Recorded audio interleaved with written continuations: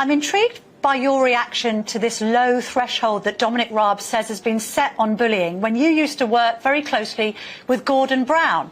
Now, he was described by a former Labour Chancellor, Alistair Darling, as brutal and volcanic. In Andrew Rawnsley's book, The End of the Party, he noted that at one point the former Cabinet Secretary, Sir Gus O'Donnell, had a screaming match with Gordon where Gordon was, quotes, screaming and swearing at him.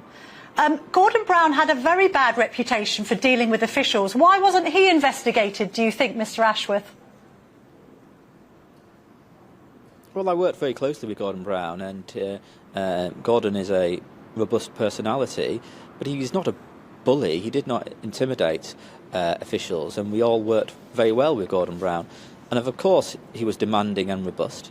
And because he was demanding and robust, Gordon Brown was able to lift 1 million children out of poverty. He was able to give the NHS the biggest investment in its history, which led to the shortest waiting lines in history and the highest satisfaction ratings in history.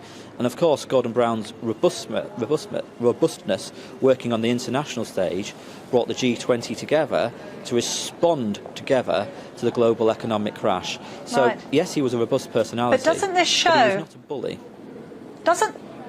Doesn't this show, though, how subjective this issue is? I mean, you describe Gordon Brown as robust, other people describing as screaming and swearing, which isn't something that Dominic Raab was ever accused of.